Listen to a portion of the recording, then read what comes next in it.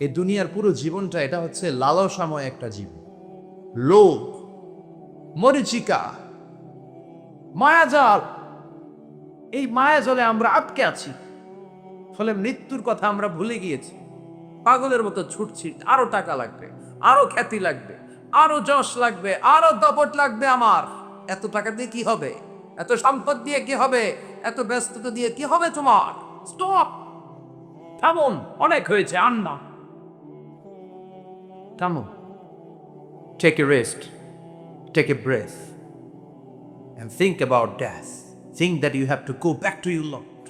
একটু বসেন না, একটু ভাবেন যে আমাকে চলে যেতে হবে। চলে যেতে হবে, এই কোলাহল, এই ব্যস্ততা, এগুলো থাকবে, থাকবো না আমি।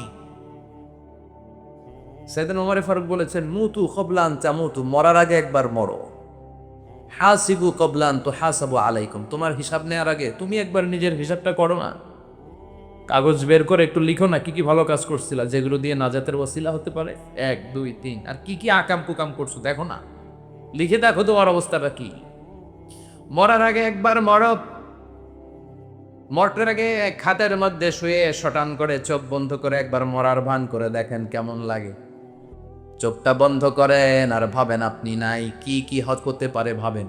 আপনার ছেলেমেয়েরা কান্না জুড়ে দিবে, আপনার প্রাণের স্ত্রী বিলাপ শুরু করে দিবে, বন্ধু বান্ধবের চিৎকার মাতম। স্থানীয় এলাকায় মসজিদে বসে না, অমুক এলাকার নিবাসী, অমুক ভাই, অমুকের ছেলে অমুক দুনিয়ায় নাই। সব আত্মীয়রা চলে আসবে, ফেসবুকে স্ট্যাটাস দেয়া হবে, সবাই সবাইকে জানাবে বিকাল 4টায় অমুক হাই স্কুল ময়দানে আপনার জানাজা। ছুটে আসবে, সবাই ছুটে আসবে আপনাকে শেষ বিদায় দিতে, গুড বাই জানানোর জন্য। আল ওয়াদা, বিদায় জানাতে আসবে সবাই। 4 তাকবীর দিয়ে আপনার জানাজা হবে, অশ্রুসিক্ত জানাজায় আপনার বিদায় হবে। কাঠের খাটিয়ার মধ্যে করে কাঁধে তুলে আপনারে কবরে নেওয়া হবে। আগে থেকে খুঁড়ে রাখা কবরটার মধ্যে আপনারে বিছিয়ে দেয়া হবে। বাঁশের কচি দিয়ে তার উপরে মাটির চাপা দিয়ে সব চলে যাবে। ভাবেন না একবার চোখ বন্ধ করে, this is the circle of life, this is the nature of life. এটা সবার হবে, আমার হবে, আপনার হবে। এত মায়া, এত ভালোবাসা কই যাবে? কেউ থাকবে না। সবাই আপনার অন্ধকার কবরে রেখে দিয়ে চলে আসে। উপরে বাঁশের কঞ্চি, তার উপরে মাটির চাপা, অন্ধকার আর অন্ধকার। এই অন্ধকার যেন শেষ হতে চায় না, শুধুই অন্ধকার, ঠিক কিনা? এই জন্য আমাদের চলে যেতে হবে। দাদা গেল, চাচা গেল, মামা গেল, আমাদেরকেও যেতে হবে, জোরে কোন ঠিক কিনা? একদিন মাটি এর ভেতরে হবে ঘরে মন আমার, কেন বন্ধ দালান ঘর? প্রাণ পাখি উড়ে যাবে পিঞ্জর ছেড়ে।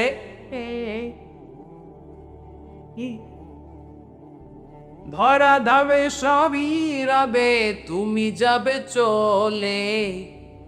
বন্ধু বান্ধব যত, মাতা পিতা যারা সুত, সবই হবে তোমার পরে। মন আমার কেন বন্ধ ও দালান ঘর? একদিন মাটি এর ভেতরে হবে ঘরে মন আমার, কেন বন্ধ দালান ঘর? ঠিক কিনা? সব করে থাকবে, চলে যেতে হবে আমাদেরকে। এজন্য আখিরাতের কথা যেন আমাদের স্মরণ হয়। বিশ্বনবী বলতেন, নাহাইতুকুমান জিয়ারাতিল কবুর, আমি তোমাদেরকে কবর জিয়ারত করতে আগে নিষেধ করতাম, কিন্তু এখন নিষেধাজ্ঞা প্রত্যাহার করে নিলাম। এখন সব সময় তোমরা কবরের সামনে যাবা আর জিয়ারত করবা। কবরস্থানে যান তো? বড়ুয়া কৃষ্ণপুরের এই গ্রামের কবরস্থান আছে কোন দিকে? পূর্ব দিকে আছে, গুখরার জলের ওদিকে। যান আপনারা, একটু যাবেন, একটু গেলে আখিরাতের কথাটা স্মরণ হবে। ওখানে ছোট শিশুরা শুয়ে আছে, কিশোর যুবকরা আছে, আপনার মতো তাগড়া যুবক, মুরব্বীরা আছে। এরা এই এলাকায় থাকতো, এরা আকাশ থেকে নেমে আসে না, এই এলাকার সন্তান আজ নাই। একটা সার্টেন পিরিয়ড শেষে আপনিও থাকবেন না। This is the nature of life, this is the circle of life. ছোট্ট শিশু হয়ে এসেছিলেন, শৈশব, কৈশোর, যৌবন, প্রৌঢ়ত্ব। আগে ছিলেন সিঙ্গেল, বিয়ে করে হয়ে গেলেন ডবল। এরপরে আল্লাহ আপনাকে একটা মেয়ে দিল, এরপরে মেয়েকে বিয়ে দিয়ে শ্বশুর হলেন, এরপরে ওই মেয়ের ঘরে সন্তান হতে নানা হলেন। আর কতদিন? অনেক দিন হলো তো, অনেক লম্বা সময় পেয়েছেন আপনি। Think about death. এবার যাওয়ার কথা ভাবেন। আখিরাতের সামানের কথা ভাবেন, ফিরে যেতে হবে। কি শক্তিশালী যুবক, বার্ধক্য চলে আসতে লাথি ছাড়া চলতে পারে না। কুচকুচে কালো দাড়ি সাদা হয়ে যায়, দাড়ির শুভ্রতা, বয়সের ভার, রং ধরা যৌবন জং ধরে শেষ, ঠিক কি না? This is the circle of life. যুবক ভাইরা, এই তো জীবন, চলে যেতে হবে, কেউ থাকতে পারবে না, ঠিক কি না? এটা রিমাইন্ডার আল্লাহ এই সূরার ভেতরে দিয়েছেন যে তোমাদেরকে ফিরে যেতে হবে। এই লোভ লালসা ছেড়ে দাও। রব্বুল আলামিন বলেন, আল্লাকুমুত তাকাসুর হাত্তা যুরতুমুল মাকাবির।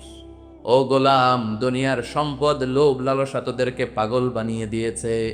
এই লোভ পাগলামি কোনোদিন তোদের থামবে না যতদিন না তোরা কবরে ঢুকবি, ঠিক কি না?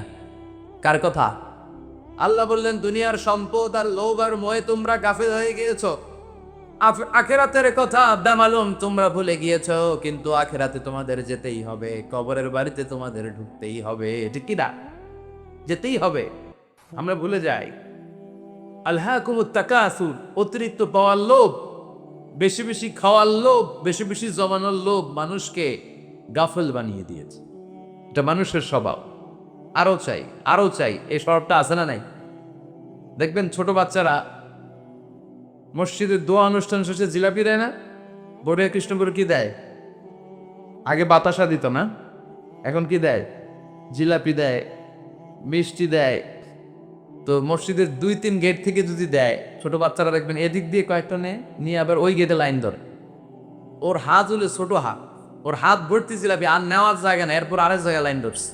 আরো লাগবে, আরো লাগবে, এই আরো আরো আরো চাই, এই স্বভাবটাই মানুষকে কুড়ে কুড়ে শেষ করে দিয়েছে। এত লাগবে কেন তোমার? চাহিদার কোনো শেষ নাই। Unlimited demand of human being. যার আছে বেশি তার চাই বেশি। যার সাইকেল আছে তার হুন্ডা চাই, হুন্ডা আছে তো প্রাইভেট কার চাই, প্রাইভেট কার আছে তো প্লেন চাই, প্লেন আছে তো হেলিকপ্টার চাই, হেলিকপ্টার আছে তো ওইটা চাই, ওইটা আছে তো সেটা চাই, ঠিক কিনা? এলাকার মেম্বার যে হয়েছে চেয়ারম্যান হতে চায়, আছে না নাই? চেয়ারম্যান সাহেব এমপি হতে চায়, আছে না নাই? এমপি সাহেব মন্ত্রী হতে চায়, আছে না নাই? মন্ত্রী সাহেব প্রধানমন্ত্রী হতে চায়, আছে না নাই? কিন্তু এই দেশে সুযোগ নাই। কথা কন। এই দেশে প্রধানমন্ত্রী সিলেক্টেড, 2-3 জনের বাইরে কেউ প্রধানমন্ত্রী হইতে পারবি না, ঠিক কি না? আমার এই জীবনে তো আমি 2-3 জনই দেখলাম। বেগম খালেদা জিয়া, মাননীয় প্রধানমন্ত্রী শেখ হাসিনার ছোট্টবেলা দেখেছি এরশাদকে, আমরা তখন ছোট। তো মানুষের চাহিদার কোনো শেষ নাই, যার আছে বেশি তার চাই বেশি। এজন্য বিষ্ণু বলেছেন, উনজুরু ইলা মান হুয়া আসফালা মিন, তোমার চেয়ে যে খারাপ আছে ওর দিকে তাকাও। ওয়ালা তানজুর মান হুয়া আ'লা মিন, তোমার চেয়ে যে ভালো আছে ওর দিকে তাকাও না, তোমার চেয়ে যে খারাপ অবস্থানে আছে ওর দিকে তাকাও। অনেকে নিজের অবস্থান নিয়ে সুখী না, এরকম আছে না নাই? আল্লাহ আমার এটা দিল না রে, ওইটা দিল না রে, পাইলাম না রে, কিচ্ছু হয় না, কি করবো জীবনে, হতাশ। আসলে আছে কিন্তু অনেক, কিন্তু শুকরিয়া নাই, ডাকাত, ঠিক কি না? নিজের অবস্থান নিয়ে সুখী না, কিন্তু অনেক লোক আছে তারা আপনার অবস্থানে পৌঁছতে চায়। তাদের দিকে তাকিয়ে দেখেন, আপনি যে অবস্থানে আছেন এই অবস্থানে পৌঁছাটা অনেকের কাছে স্বপ্ন। তারা প্রতিনিয়ত সংগ্রাম আর স্ট্রাগল করে যাচ্ছে আপনার অবস্থানে পৌঁছতে, আর আপনি এটা নিয়ে সন্তুষ্ট না। শেখ সাদির নাম শুনেছেন?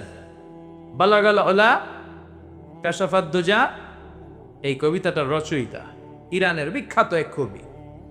উনি একবার আর্থিক সমস্যার মধ্যে দিয়ে সময় কাটাচ্ছেন, টাকা নাই, পয়সা নাই, পায়ে দেওয়ার মতো জুতা নাই। উনি খুব দুঃখ পেলেন, হায় রে, আমি ইরানের এত বড় কবি, আমার পায়ে দেওয়ার মতো জুতা নাই। দুঃখ ভরা মন নিয়ে রাস্তায় হাঁটতে বেরোলেন। হাঁটতে হাঁটতে হঠাৎ দেখলেন একটা লোক শুয়ে শুয়ে কাঁদছে, ওই লোকটার 2টা পাই নাই, পাই নাই। উনি সেজদায় পড়ে গেলেন, আল্লাহর কাছে ক্ষমা চাইলেন, আল্লাহ অনেক দিয়েছ, শুকর আলহামদুলিল্লাহ। এজন্য যেই পরিস্থিতিতেই থাকি না কেন আমরা কি পড়বো? জোরে বলেন, কি পড়বো? এজন্য কানাতু মিনাল ইসলাম, অল্পে তুষ্ট থাকার নাম হলো ইসলাম। সম্পদ লাগবে কিন্তু সম্পদের পাহাড় লাগবে না, ঠিক কিনা? অল্প খান, অল্প পড়েন, অল্প জামান, অল্পের ভেতরে বরকত ঢুকায়া দিছে কে? দেখবেন যাদের সম্পদ অল্প তারা সুখী বেশি। জরিপে এটা দেখা গিয়েছে, অনেক সার্ভেতে এটা এসেছে, যারা সম্পদশালী এরা দুঃখী বেশি। এদের দুঃখ বেশি, টেনশন বেশি, খুব স্বাভাবিক। টাকা যার বেশি, রোগ তার বেশি। টাকা যার বেশি, টেনশন তার বেশি। টাকা যার বেশি, ঘরে শান্তি তার কম। আছে না নাই? ঘরের ভেতরে অশান্তি, ছেলে কথা শোনে না, ছেলে টানে গাঞ্জা, মেয়ে করে পরকিয়া। আছে না নাই? স্ত্রী কথা শোনে না, ভালোবাসা নাই, ঘরটা জাহান্নামের টুকরা। রোগ বালাই, এক একটা হসপিটাল বিল পরিশোধ করতে মাসে 5 লাখ 10 লাখ। আছে না নাই? কিছু খেতে পারে না, ডাক্তার একেবারে ডায়েট মেনু বেঁচে দিয়েছে। Diet, very diet menu. এটা এটা এটা এটা কিছুই খাবেন না, শুধু গরু খাবেন না, খাসি খাবেন না, চিংড়ি খাবেন না, খালি ঘাস খাবেন। ইচ্ছে মতো ঘাস খাবেন, মানে ঘাস জাতীয় যত আইটেম আছে সব খাবেন। শাক খাবেন, সবজি খাবেন, সালাদ খাবেন। গরু, চিংড়ি, মুরগি, গোশত, ইলিশ কিছু খেতে পারে না। তাহলে রোগ বেশি, খাওয়ার মজা নাই, ঘরে সাংসারিক শান্তি নাই, খালি ব্যারাম আর ব্যারাম। ঠিক কিনা?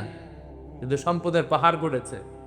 আর অল্প যারা খায়, অল্প পড়ে, রিক্সাওয়ালা, কুলিওয়ালা, অল্প বেতনের চাকরি, কিন্তু হক হালালি মেনে চলে, দেখবেন শান্তি আছে অনেক। হ্যাঁ, বাসা ভাড়া দেয়, ফ্যামিলি চালায়, বাচ্চাদের স্কুল বিল, এরপরও মাস শেষে 1-2 হাজার টাকা হাতে থেকে যায়। আর ওর প্রতি মাসে 10 কোটি টাকা ইনকাম, তারপরও ব্যাংকের ঋণ আছে না নাই? সুখ কারে বলে? কিভাবে আপনি সুখকে ডিফাইন করবে? সুখ তো টাকায় কিনা যায় না।